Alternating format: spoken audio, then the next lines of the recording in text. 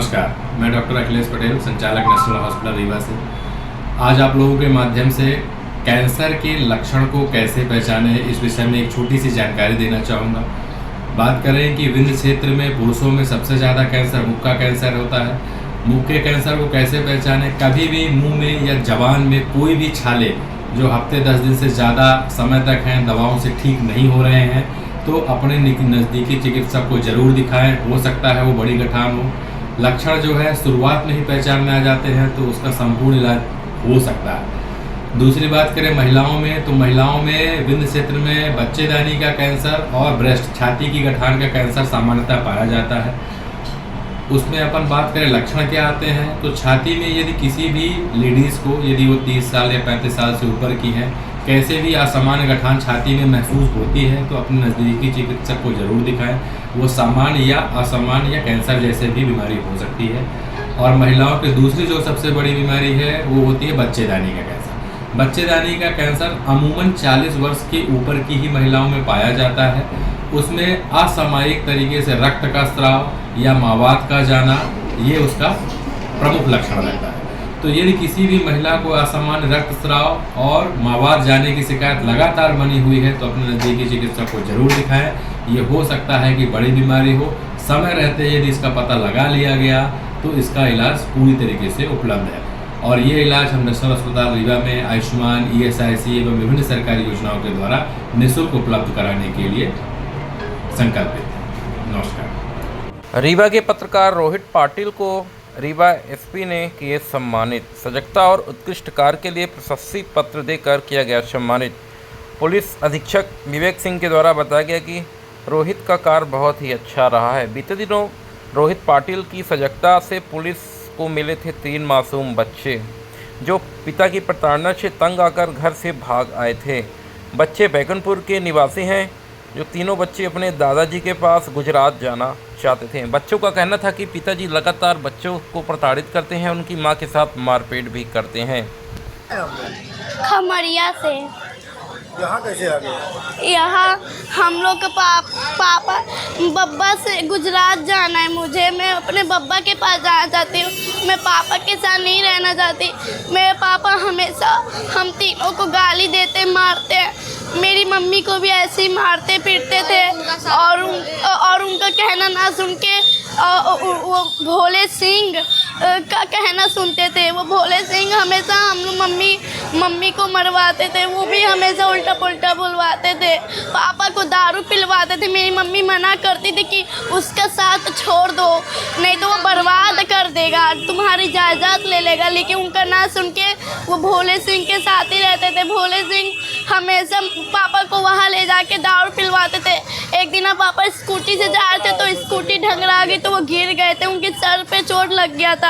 मेरी मम्मी बहुत रोई। घसट के मम्मी पापा को लेके घर जा रही थी, लेकिन मेरे पापा मम्मी को इतना तेज धक्का दिए कि मम्मी उधर गिर गई। मेरी मम्मी हमेशा रोती थी, कहती थी कि मैं कैसे जीऊँ, ये लो जीना में हराम के।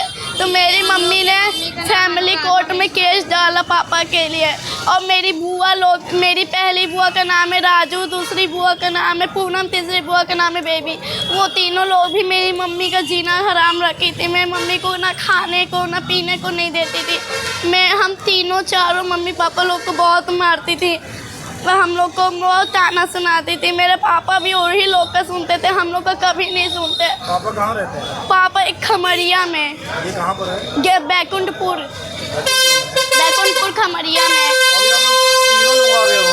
हाँ, तीनों लोग कहाँ जा रहे थे? हम लोग गुजरात जाना चाहते पापा, क्योंकि मेरे को इनके साथ नहीं रहना। ये हम लोग को हमेशा मारते पीटते हैं। भोले का कहना सुन के हम लोग को हमेशा वो उल्टा पुल्टा बोलते रहते हैं। गुजरात में कौन रहता है? मेरे बब्बा रहते हैं। उनका नाम है रामलाल पांडे। कैसे जाओगे? 3 लोग छोटे छोटे हो निकल गए। मैं नहीं जानती, मेरे को नहीं पा रहना। मुझे पापा के पास नहीं रहना है और ना ही वो लोग का मुझे ताना गाली सुनना है। मेरी दादी पूरे दिन भगभग करती है। यहाँ पे मेरे पापा, जब मेरे बड़े पापा अशोक बड़े पापा के घर जा रहे थे, मेरी दादी भी चली गई तो हम तीनों ने ऑटो पकड़ा और हम लोग आ गए। मेरी बहन के पास पैसा था बर्थडे का, इसके लिए ले आए। क्या नाम है पापा का? राम शिरोमणि मिश्रा। क्या नाम है आपका? रोहित पाटिल, पत्रकार, रीवा। पुलिस अधीक्षक रीवा विवेक सिंह ने आपको सम्मानित किया है, क्या मामला था और किस तरह का आपने कार्य किया था? दरअसल मामला ये था कि अपने पिताजी से नाराज़ होकर 2 लड़कियां और एक लड़का लगभग 10-12 साल के, ये तीनों घर से चले आए थे। ये डेकहा में हमको वहाँ पर मिले, तो हमने इनसे पूछा कि यहाँ कैसे चले आए। इन्होंने बोला कि ऑटो से आए हैं। तो उन्होंने बोला कि बर्थडे था, वो पैसा हमको मिला था, उस पैसे से हम यहाँ चले आए हैं तीनों। हमने बोला कहाँ जा रहे हैं आप लोग? तो उन्होंने बताया कि हमारे पिताजी हमको बहुत मारते पीटते हैं, मैं अपने पिताजी के पास नहीं रहना चाहता, तीनों को मारते हैं। और हमारे दादा वहाँ गुजरात में रहते हैं, तो हम गुजरात जाना चाह रहे हैं। तो हमने बोला कि वहाँ कैसे जाएंगे? तो कहा हम यहाँ तक तो पहुँच गए हैं। तो फिर हमने कहा कि 3 छोटे छोटे बच्चे हैं, साथ में कोई है नहीं, कहीं कुछ हो जाएगा इनको। तो हमने पुलिस को सूचना दी थी, सिविल लाइन को। पुलिस आई थी और फिर बच्चों को लेके गई थी। तो उसके बाद हमने एसपी साहब को भी जानकारी दी कि सर ऐसा ऐसा मामला है और ये 3 बच्चे आ गए हैं। तो फिर एसपी साहब फिर उनको 1 स्टॉप सेंटर भेजे हैं। तो अभी जानकारी मिली है कि एसपी साहब बता रहे हैं कि बच्चे सुरक्षित हैं। तो अपने को ये लगा कि बच्चे कहीं कुछ हो ना, इसलिए अपन ने पुलिस को सूचना दे दी थी। बच्चे कहाँ के रहने वाले थे और कहाँ जा रहे थे? ये बैकुंठपुर के रहने वाले थे और ये अपना गुजरात जाना चाह रहे थे दादा के पास।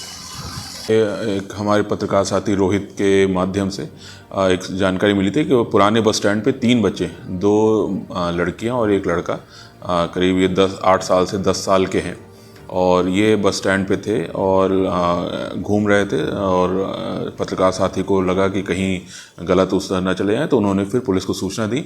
और जब इनसे बातचीत की बच्चों से, तो ये पता चला कि ये बच्चे अपने घर से अपने पिता के द्वारा गलत व्यवहार करने से, मारपीट करने से घर से भाग आए थे और अपने दादा बब्बा के यहाँ गुजरात जाना चाह रहे थे।